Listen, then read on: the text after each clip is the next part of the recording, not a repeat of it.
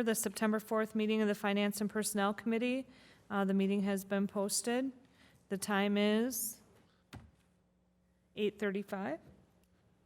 Continue with the roll call. Jim Olson, Here. Dan Stevens, Here? myself, Kim Smith is here. Item 2, approval of the minutes from the previous meeting. Motion to approve the minutes? Second. Motion by Dan Stevens, seconded by Jim Olson to approve the minutes. All those in favor, please say aye. Aye. Opposed, say no. Motion carries unanimously. Item 3 is public input. Is there any individuals who would like to address the committee? We're open to public input. If anybody would like to address the committee, nobody appears willing to address the committee, so we'll move on. Consideration and possible action on the following items. Finance, item 4, the 2019 Omni Center financials. I'll turn it over to Fred for a recap. Okay, just a recap, on the second page of the financials, we have revenues of $360,000, expenditures of $391,000, which is a difference of $30,000. I see Dan Wick, I think, is coming up to the podium. Oh, I guess he isn't.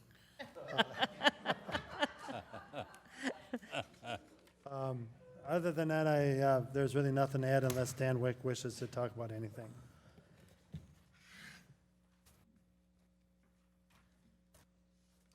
I'll make a motion that we accept the 2019 Omni Center financials. Second.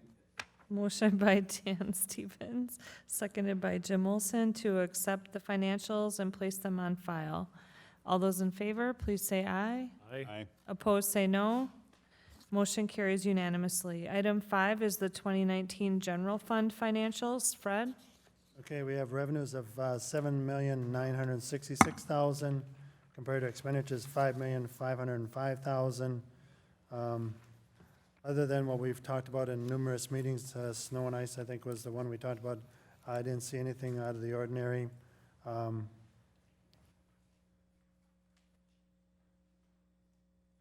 really don't have anything that,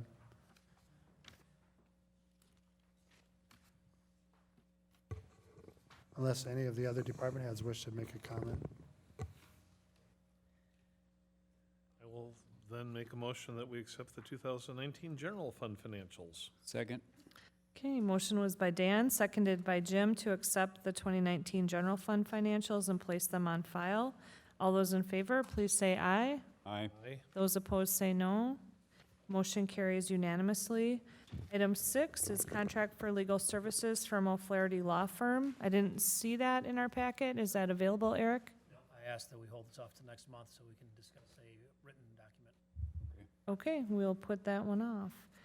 Item 7, approve an agreement with Superior Technology Group LLC regarding the Crime Fighter Enterprise subscription. Chief, we're Motion. gonna talk, or who? Motion to approve. Okay, motion by Jim Olson. I guess I will second that for discussion. I thought we were going to talk about that a little bit, but Go ahead. Yeah. Who has information on that? We had a lot of questions the last time we discussed this topic. I can provide information on that if you'd like. Sure. Do you have any particular questions I can answer first? Otherwise, I can give you some basic information about it. we had Assistant Chief Troy gave us an overview of it last week. I think some of the main concerns had to do with the number of users necessary to utilize the system. It sounds like the program has a lot of merit, but is this something that we needed to license every user to have, or could there be a cost savings mechanism by limiting the number of people that would be able to upload information? Sure, that's a good question. And I can tell you from experience, we had implemented iCrime Fighter in West Salem department-wide in April and had been using it up until I left here. I mean, they're still using it, but essentially the way the system is built is every officer has to have a unique login for chain of custody for evidence that they collect, and so we can't share logins. I agree, it does seem a bit expensive per user to have to pay that fee annually. But on the flip side, with those dollars, we're getting unlimited amounts of storage on their servers. And so between photographs and squad video and any other evidence that we collect, that adds up to quite a bit of storage that we're going to accumulate over time. So quite frankly, for $240 a year per officer, that's pretty cheap storage, along with all the other benefits that it brings, the efficiencies. So we were able to get down the number of users by a couple, talking with a company, and they also do not charge for any administrative staff, so our clerical staff would not need licenses, so that is a benefit that the company offers as well. Always, we would end up, needing probably at least 3 to 4 more licenses. So has the number of license requested changed from when we spoke at the last meeting? Maybe, I think we were at, was it 28 licenses last time? It says 27 in the packet. We're looking at the total cost, and then if you could touch on where the money's coming from, it'd be great. Troy? I can address the number of licenses. Last month, we were talking about 28. As Chief Ashbeck indicated, we did work with the company, so they are willing to reduce that number by 2 for us, essentially recognizing that the positions that he and I both hold within our department, our collection of evidence is going to be pretty limited. We would still benefit from it. We would have an operational account, but we wouldn't be charged for them, just to say it how it's going to be. So we'd be working with 26 officer accounts. The 27th on there, speaking with the city attorney and also the inspections department. The inspections department is looking to try this on a trial basis as well. So the police department is going to be responsible for 26 of those licenses. The 27th will be for the inspections department. So when they go out and they're gathering their evidence of the properties or whatever they're building, whatever they're inspecting as far as buildings go, it's my understanding, and please correct me if I'm wrong, Eric or Katie, they're going to be using this as their storage to collect their information as well. So we're at, contractually, we're at the 27, but 26 will be for our department, then again, 1 for inspections. And I don't know if Eric wants to speak to the benefits that we spoke about as far as inspections trying it. They were going to try it with 1 license, and if it is a benefit to them, probably come back in the future and look to expand it for their other inspectors as well. Hopefully that all made sense. Yep, and then what was the funding source? Funding sources is yet to be determined, I guess. We do have a lot of, not a lot, we do have some, shall we say vacated, not vacated, but unexpended funds in our equipment replacement software for things that have come in under bid that I believe we'd be able to utilize this for this. We do also have, if it is acceptable, to use some of our vacated salaries to get us through this year for it, for the positions that we've had open so far this year. What is the total? Do you know? It's 6480. 6480. 6480. And this is an annual renewable fee? Correct, yes. And I do have that, prior to Chief Ashbeck coming, it was my responsibility to prepare the 2020 budget, and I do have that as a line item in my budget for 2020. I just want to point out that our 2020 budget is obviously subject to your review as well as Chief Ashbeck's once he gets settled in here. So, but I do have that anticipated as an expense in 2020 at this time. So if we were to approve this, it says annual, so we would be approving it from now for 1 year. For 1 year, correct. Okay. Fred, will that budgetary-wise be okay? I'm trying to figure out, Troy, was there any years or any months in front here? I know you originally had talked about prorating it.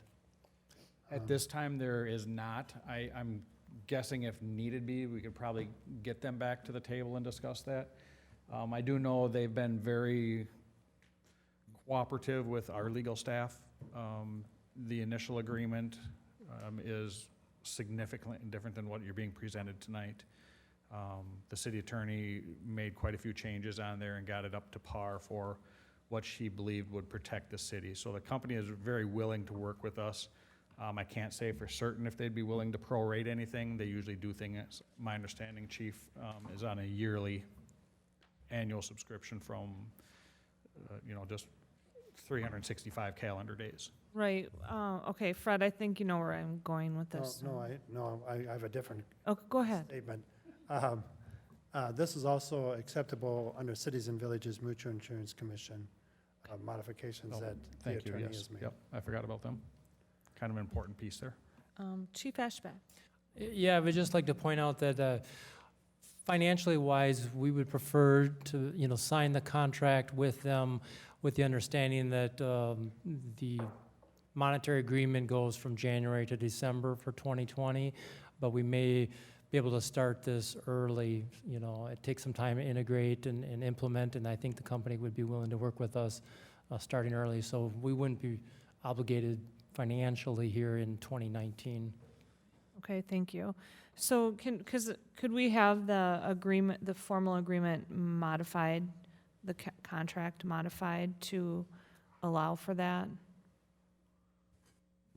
If we include that in our motion? If you Eric? leave it as is, it won't be signed until January 1st. Okay, And then if we are able to start working them ahead of time, it would be outside the contract. okay, well then I Or guess that's we would part have of to my modify it, and misunderstanding, because it'd I be thought, a- okay, go Or ahead. have to modify it, and it would be a more than a 1-year contract, which we would have to go back to legal and to them to do. Okay, Dan? Just kind of forward thinking and looking at maybe troubleshooting, if the data that is stored, will we have rights to that at like in perpetuity, or if it turned out that Superior Technology was not a good partner, or after a contract term they significantly changed the rates, do we have any sort of exposure of having evidence out there that somebody else owns if we decide we don't want to participate doing business with this company? What happens to the evidence? Who owns it? Sure. It is in the agreement that we own the evidence. With either side has to give us a proper notice, and the city attorney did put that language in the contract. So if notice is given, we have the amount of time necessary that we can basically download or obtain all our evidence off of there and delete it off of there. So it is agreeable on both sides that we own that evidence. They don't want to own it. Okay, thank you. Sure. Do we think we have the capacity? Is our IT department, could they do that? So I think that's being the new IT guy in the block, I'll try and answer that question. Yeah, as a department chair of IT. In speaking to our, Nils, our IT computer specialist, this would be a good item in the fact that we spend a lot of time, a lot of monies on server space. And I think what Chief Ashback has gone through here and with Assistant Chief Miller, it would be very, very beneficial in talking to our IT staff to go this way. It would take some infrastructure probably, but I would think with our staff in 120 days, if Chief Ashback said, hey, we've got a notice, we can't find another provider. First, we'd probably try and find another provider. But if we couldn't find another provider, I feel comfortable that we would be able to get the infrastructure in place. We would probably have to come up with a shifting of funds within the IT budget to make that happen, but we could find infrastructure to make it happen. I don't envision that happening. I think there's a very low percentage of that, seeing that the chief has already had other communities that have been using this. But if that would happen, I feel the IT, we could make it work. And I know Chief has some IT experience, could speak to that also. We're not talking about really a lot of money. It's not insignificant, and I think the number of licenses is, if it came to pass that police sergeants and maybe we make Troy and Amanda head licenses, that might leave more money left over for the canine unit or ballistic vests or something that might be used elsewise. So, and then the other, Kim touched on the funding, which it sounds like we can make happen. But as long as there's not like a security issue or loss of data, if they were to lose data, I mean, I don't think that would happen, but in the event that they got hacked, and that could be a problem, I would think. Yes, certainly. And fortunately, our city attorney, again, included language in there that they have to provide liability insurance, I Okay. believe, for that. And just, I guess, so you guys have the knowledge, they use Amazon's servers actually for the storage, which is all FIPS and NCIC certified compliance with FBI standards. So it's not a, run-of-the-mill kind of storage house in some back shop somewhere. It's very professionally and well-run operation. And also, I just note that 7 out of the 8 law enforcement agencies in La Crosse County are all moving towards using this same service. So it's not just us that's vetting them, but all the area agencies as well. Okay, thank you for that information. Eric? iCrime Fighter really works as the portal for the information to be inputted and then processed and then sent off to AWS for storage. So the concern about if we decide to go with somebody else beside that, really the first step before we even attempt in 120 days to download them and store on another server really becomes we find another portal to that data that's stored out there. And there are other providers of the service, not popular around here, per se, as Chief Ashbeck pointed out. Most of them are using iCrime Fighter, but it's because the data is not stored at STG or on iCrime Fighter. It's actually stored at AWS. Then that's where the information is located, and that information is always owned by us. Okay, thank you. I think we're ready for a vote. Oh, Fred, Dan, did you second it? That I didn't catch that piece. I believe I did. yes. Okay. Jim Olson made the motion, Dan second. We've had lots of discussion. Diane? Yes. Thank you. Thought I'd throw my voice. Eric, how do you anticipate the inspections department in using their one license? Since Katie's patiently been waiting for hours, I'll let her talk.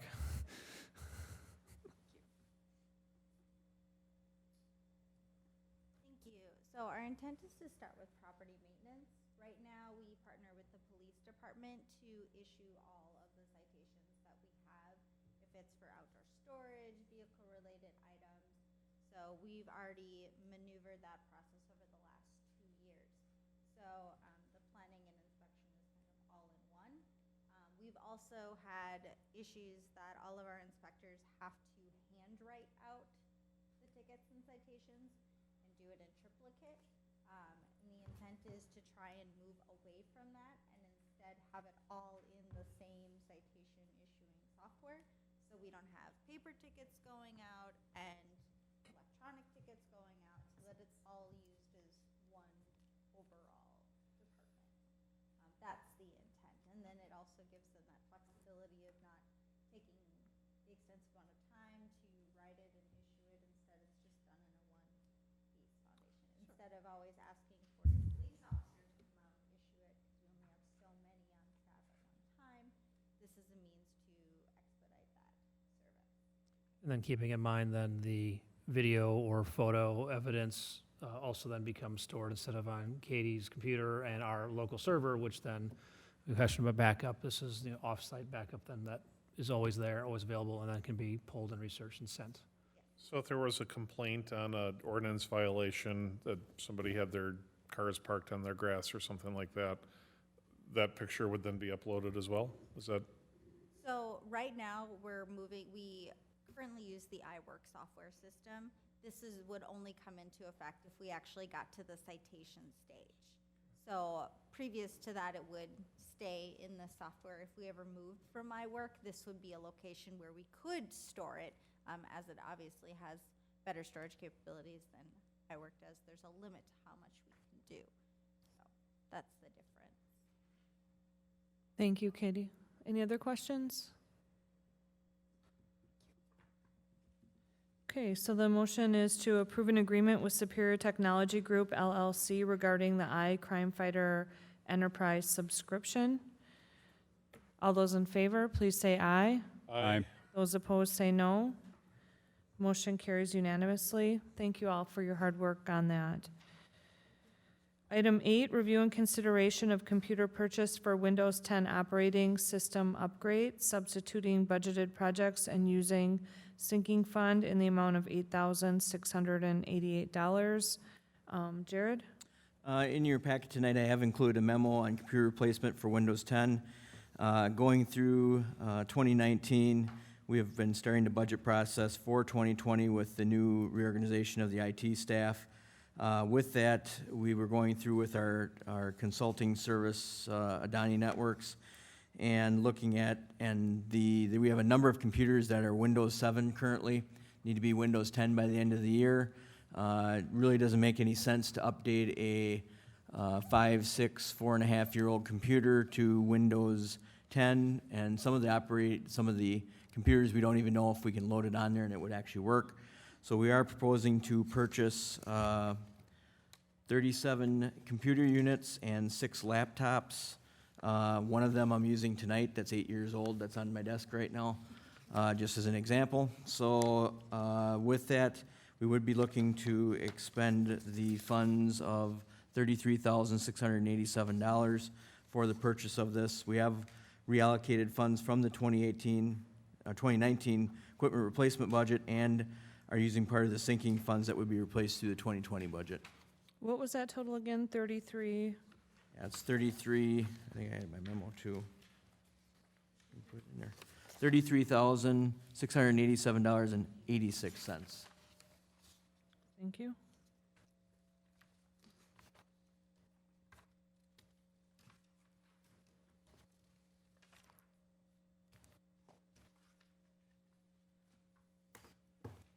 Any, I'd be willing to make a motion. I'm just making sense of how it's listed on the agenda versus.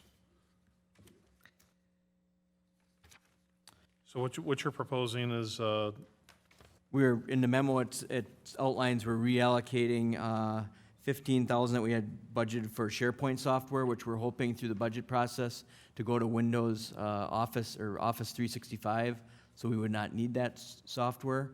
And then also we had $10,000 budgeted for Windows 10 updates already.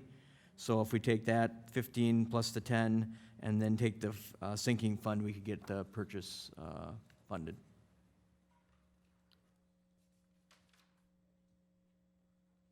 so the total you're looking for is 33,687 or 33 plus the, no, that is the total. No, that is the total. The rest, he's just describing where the money is gonna come Yep. from. 25 plus the sinking fund amount of 80, adds up to the 86.88. 33,000.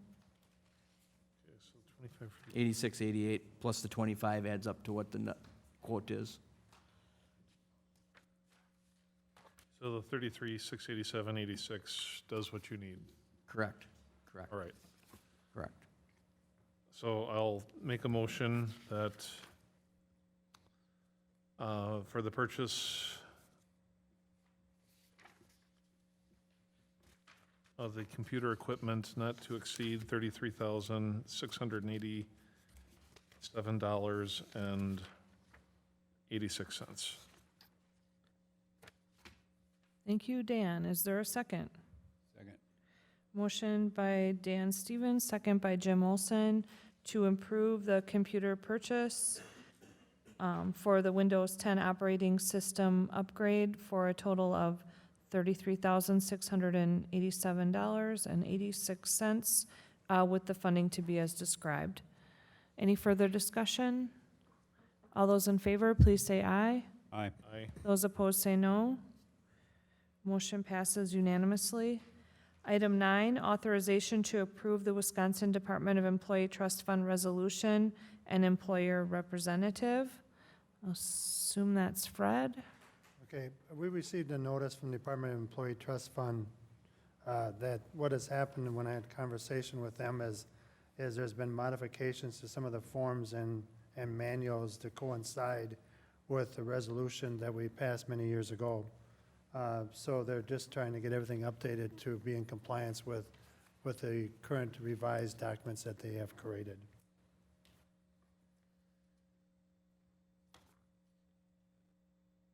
And the attorney approved this document as well. Okay, so we just need a I motion. will make a motion to approve the Wisconsin Department of Employee Trust Fund Resolution and Employer Representative document. Second. Okay, motion by Dan Stevens, second by Jim Olson. All those in favor, please say aye. Aye. Those opposed say no. Motion passes unanimously. Item 10, authorization award for the banking services contract for the City of Onalaska for the year 2020. Fred? Okay, a month or so ago, the Common Council and the finance personnel authorized the City of Onalaska to use Eilers and Associates to assist the Finance Department with reviewing and doing our request for proposal for the banking for the City of Onalaska.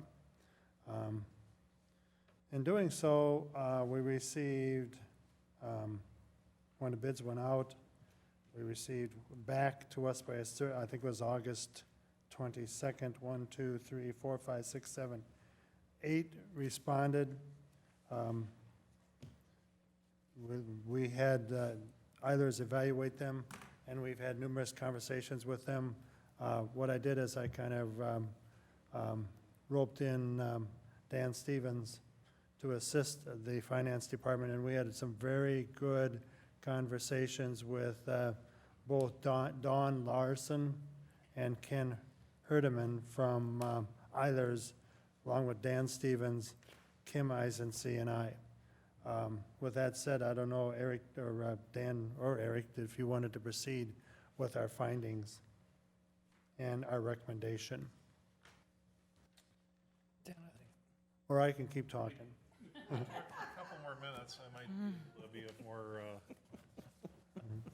Well, I'll keep talking a little bit. Eilers and Associates, evaluated them on conversions.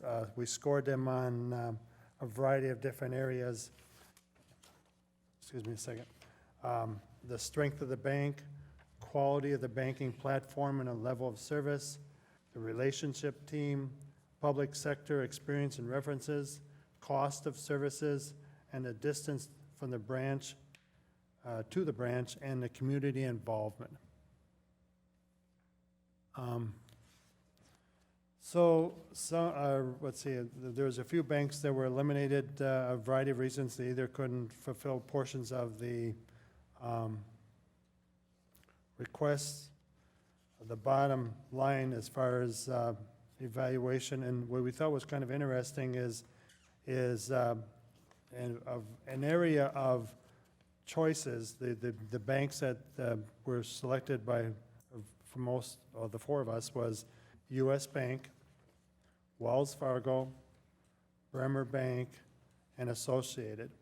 So then what we did is we narrowed it down to those four. Now you take a look at which ones have more inviting twists that the other ones did not. And what we thought was interesting, and I'm going to take Bremer Bank for example.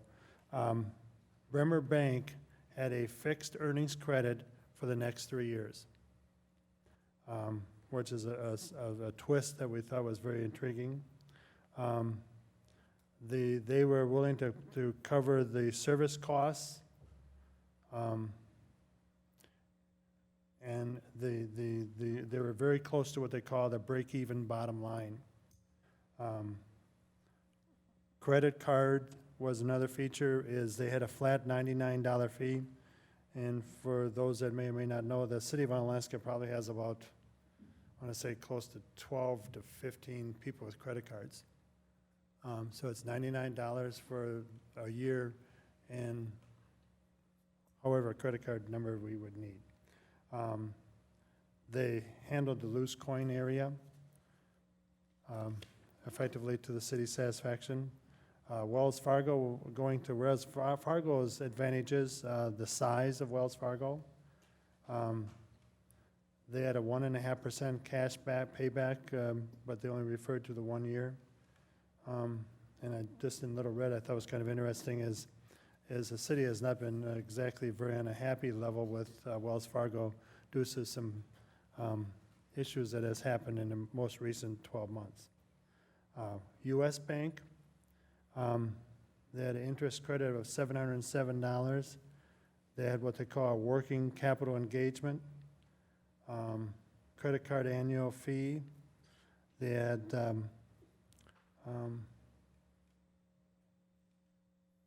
pretty much the revenues, the working space, the e-payment, pretty much the same thing that Wells Fargo and Bremer Bank. In the eyes of Eilers, they placed Bremer Bank and Wells Fargo pretty much neck to neck. Associated, we just did not feel what we were looking for, it would be able to satisfy our needs. So it was really kind of the areas that the city then was looking at. Did you find anything there, Dan? I think it's out in my car, but while you were talking, it's jogged my memory a little bit.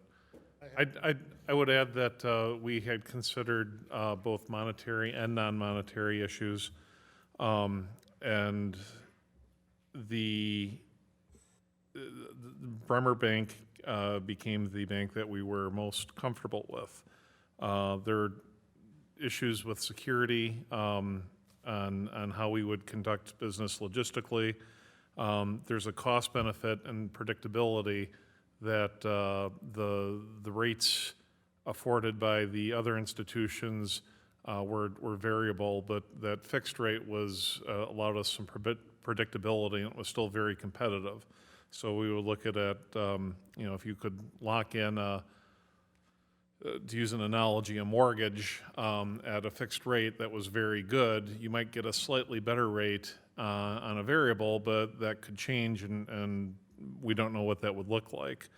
The staff at Bremer were also, I believe for the most part, the management is the same people that were there when the bank opened. So there's a lot of stability in the personnel that we'd be dealing with. And there's another thing that's impressive as a non-monetary factor is that there's they've got a very high level of community reinvestment. So in light of all those, and I think they were the most comprehensive in filling out their application, if I recall.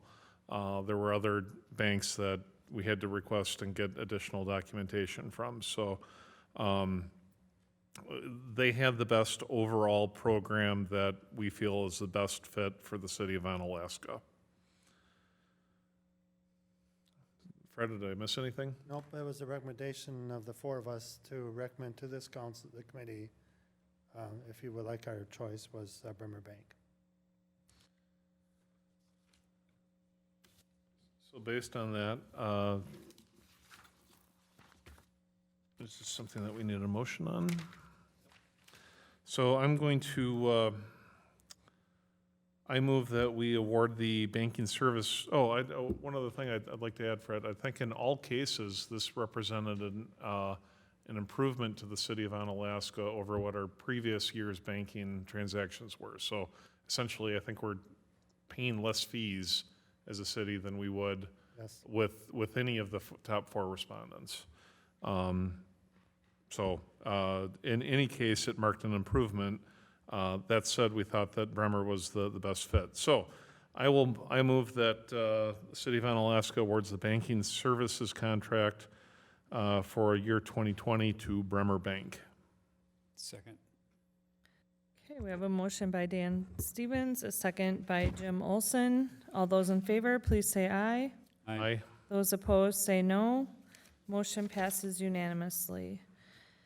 Thank you, Fred. Moving on to personnel, item 11, monthly department presentation, Engineering and Public Works Department. Jared.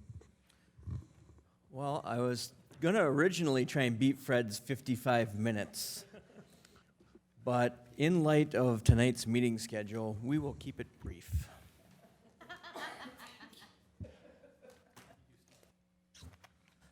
So, You done? how'd you know? I am. That's how How'd you you get know? a response. Blink of the eye. It's awesome. That's all you need to know right there. So, as you know, Public Works Department, we're comprised of many facets of the Public Works Department. Public Works Department has evolved over the years. Starting to feel like Fred more and more. I've been here over 20 years now. Been the Public Works Director for over 13. So we've tried to move the department into a forward-thinking area, trying to keep abreast of things. We talked about budgets earlier in the water and sewer and some of the utilities. We've really tried to update our equipment and facilities and everything. So one of the first things I like to point out is our Public Works Department and our mission statement. We try to go through this with staff whenever we have all staff meetings. To promote the safety and public welfare of the community, strive to promote a positive impact on the quality of life for all people. So we really try and look out for the residents and our customers that we serve on a daily basis. Our Public Works org chart, which there's no way you'd be able to see any of this. One of the newest facets of this is we added the IT wing recently. So we're up to, in the Public Works Department, we have, including myself, 27 staff members. So we reach many areas. I'm going to go through some of those areas here pretty quickly, but we'll just kind of keep plugging along here. So some of our main task areas, I got 2 pages of main task areas. We do other things, like one of the things that isn't on here is like voting. We help Carrie set up voting, tear down voting, stay late and stuff like that. But some of the main things we do: street maintenance, winter maintenance, water system. We work with the wells and water testing, sanitary sewer system, lift stations, cemetery, urban forestry, fleet maintenance, engineering, traffic signal and traffic engineering, JS mapping and asset management, solid waste services, information technology, stormwater maintenance and permitting, and planning activities such as planning review. So we could probably go through each one of those, and I could probably give you 5 minutes and never stop talking about any one of those activities there. But there's a wide breadth of activities there, and when we go through those, I really think of anyone within the city of Onalaska on a daily basis is touched by our department, whether it's they're commuting through Onalaska, they're coming to Onalaska to work, they live here, they're coming to shop. There's many times in a day that they, most of the time, hopefully we're the silent people, silent staff in the background that no one really even knows that we're there, but things just get done and things happen. So I think our staff prides themselves on getting a lot of these accomplished, trying to do the best they can in the daily activities. So I was going to go through our annual report from 2018, but I think I'll probably bypass that. That is distributed every year to all the council members, has all of the activities, different things we do. It outlines one of the big things in there is our capital improvements budget. We do obviously millions of dollars worth of projects in a year for infrastructure improvement. That involves pretty much the whole department because most of the infrastructure that we're improving is under the water, sewer, and stormwater utilities or street maintenance. So with that annual report, we have a lot of pride in that annual report that we distribute on a yearly basis. And part of what I always try and strive to point out in the annual report in my section, my page that I point out in front, is the staff members we have. And I just want to really go back to the staff members we have in a variety of sections. We have excellent staff that carry out our duties. There's a lot of specialized activities that happen during a year, a lot of mundane activities that happen during a year, but they all happen. So it really comes back around to our staff. I've got some pictures of, like half a dozen pictures here of different activities that we do. This was a water leak a couple years ago out on 35 during the middle of winter. So this is one of the things that we would be out doing. This is in front of the Blue Moon was where this happened. Just one of the things during the middle of winter, we offer services that are 24/7 when we get the call. That's a tree we cut down over at 3rd and Green Street. That bucket is about 55 feet in the air, and he's limbing down that tree. A lot of the public works staff, we try and pride ourselves on doing a lot of activities ourselves, trying to keep costs low. We still contract out a lot of items, but we do a lot of items in-house. We've really gained in our equipment in the last 15 years, so we're able to do a lot more things in-house. Try and pride ourselves on community outreach when we can. This is Arbor Day with the assistance of Katie from the planning department. We try and do Arbor Day every year, and this is one of our staff members helping to plant a tree with some elementary students from Northern Hills. City Cemetery, that's one of those things that everybody drives by every day and doesn't really look at a whole lot, but we try and treat it as a park, a place that people come to reminisce about the past. We really take pride in our city cemetery. That's a instance at this picture. There's a staff member digging in for ashes burial at this location. Do a lot of our own fabrication. This is one of our staff members working on a plow. Do a lot of our own fabrication within our public workshop. Very fortunate, back in 2007, we got a state-of-the-art facility, and then we're actually adding on to that currently right now because we've trying to keep enough heated storage and cold storage to keep all of our equipment in working order. But we do pride ourselves on what we try and take care of ourselves and get done. Chip seal, everybody's favorite activity within the city of Onalaska, but I really kind of threw this in here with that we really take pride in trying to do maintenance on our infrastructure. We really try to clean sewers, we clean stormwater ponds, we flush our water system, we chip seal our streets, we crack fill. We do a variety of items that the Public Works Department does, either internally or externally, to really make sure our infrastructure lasts. So we do ask for a lot of infrastructure improvements and investment in our infrastructure, but we turn around and try and do the best we can maintaining it. And unless you want to go back to the annual report, that is kind of what in our 5-minute overview. One of the things I would point out is this is the cover of the annual report. That's one of our new salt brine units, just showing that we try and keep on the cutting edge. Not that plowing snow is cutting edge, but you wouldn't believe what information is out there. We actually compiled a report this year on the use of salt brine, and we are seeing benefits of using it in our operations. Just one of the things where we try and not just do it the old way of using a motor grader and going down the road, pushing snow off and coming back 2 hours later with a truck to put salt down. So I will commend staff. Staff is committed to looking at a variety of new activities and ideas. So, like I said, I could go into any one of those. You want to have 5 more minutes on any one of those 20 items, but that's the 5-minute synopsis of the Public Works Department.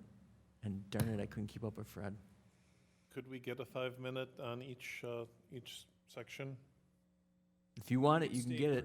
If you want. And as always, I mean, I know we're kind of pinched for time tonight, but we're always available. Email questions, constituent questions. You know, why are you out putting down something on the road and it's not going to snow tonight? You know, stuff like that. We try to do that. You know, public information meetings. We hosted a public information meeting for the engineering projects in Green Schoolie last week. Had great attendance, but that's just one other area that we try and do community outreach to try and get consensus from constituents on what they want to see done. The capital improvements budget, as far as infrastructure investment, a lot of times is a direct, we use data that we compile on phaser ratings and streets and things like that, but it also is a commitment to comments we receive from the public. So, you know, it's a total. I could talk all night. I love it, but. Thank you, Jared. Does anybody have any questions or comments they'd like to share? Thank you. It's very interesting. We're lucky to have this gentleman. Yes, we are. And the entire department.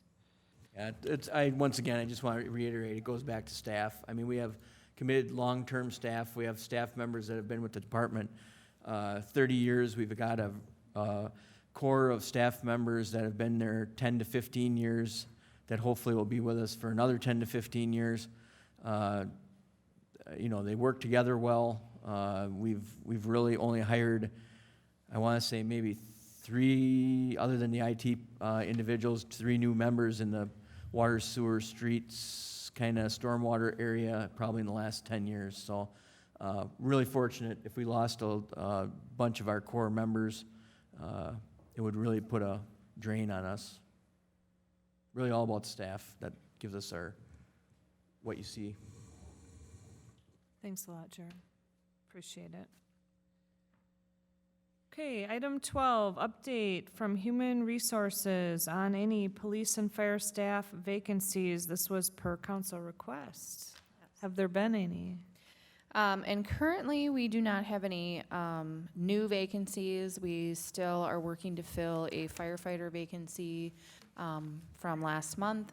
And we have, we're actually down to 2 vacancies now finally in the police department. So we got somebody started last week. But we still have 2 additional police officer vacancies we are looking to fill, and we still have open recruitment on that. So we're hoping to continue to have 0 more vacancies. Sounds good, thank you. Thank you. Item 13, review and consideration of stipends for additional duties due to planning manager upcoming leave as listed in the planning manager memo. I'll let Katie or Eric speak on that. I'll start, but I'm fairly certain I want to talk to you. Memo was put in the packet, item 13, from Katie Asmussen regarding leave and splitting of duties. Model used is similar to about 2 years ago, whereas someone that does not have a natural number 2 position there has some vital duties that need to be accomplished over the next 12 weeks or so. And using the models, Katie has, with all of our inputs, divided up those duties, as you see on there. In addition to just the division of duties, which Katie can talk about, on the very last portion of that memo is a proposed monthly stipend for some chosen employees, again, using sort of past practice, that for various people to gather that monthly stipend. I calculated that based upon wages saved during the lost time divided by the 3 months of expected leave time, more or less.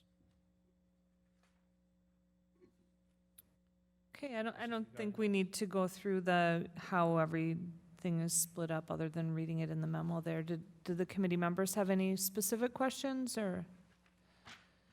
So the net cost is with, $1,000. right, $1,000 a month, and that and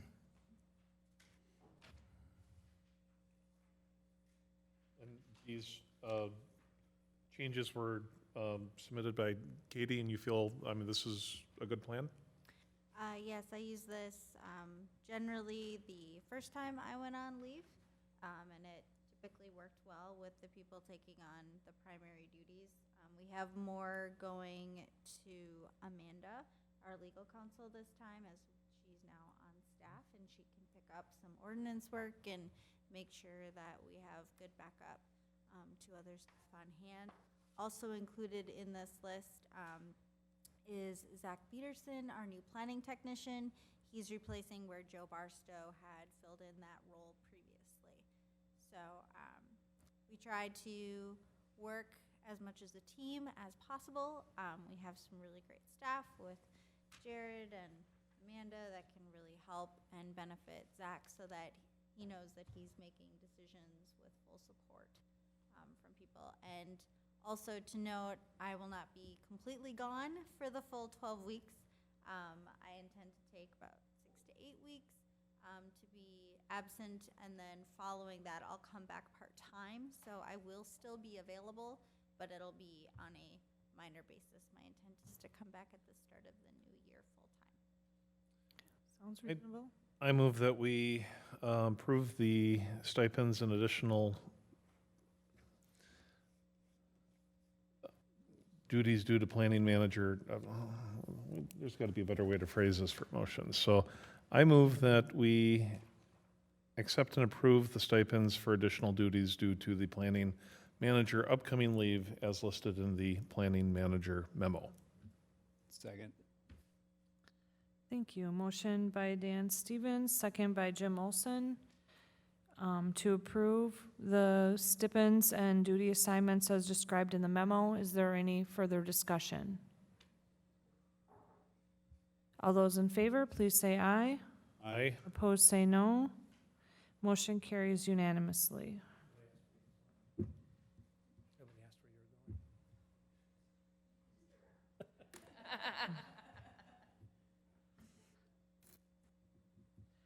Okay, item 14, closed session. To consider a motion to convene in closed session under section 19.85, paragraph 1, paragraph E of the Wisconsin statutes for the purpose of deliberating or negotiating the purchase of public properties, the investing of public funds, or the conducting of other specified public business whenever competitive or bargaining reasons are require a closed session. Specifically, IAFF, International Association of Firefighters, Local 127, the OPPA, the Onalaska Professional Police Association, the SORD, the SORD, the Supervisory Officers Relation Division, and under section 19.85, paragraph 1, paragraph G of the Wisconsin statutes for the purpose of conferring with legal counsel for the governmental body who is rendering oral or written advice concerning strategy to be adopted by the body with respect to litigation in which it is or is likely to become involved, specifically tire damage on Abbey Road project. If any action is required in open section as a result of the closed session, the committee will reconvene in open session to take the necessary action and/or continue on with the printed agenda. If we go to a closed session? Second. Motion by Dan Stevens, second by Jim Olson. Vote is by roll call. Dan Stevens, Aye. Jim Olson, Aye. Kim Smith, aye. Motion passes. We are in closed session, and the time is 9:25.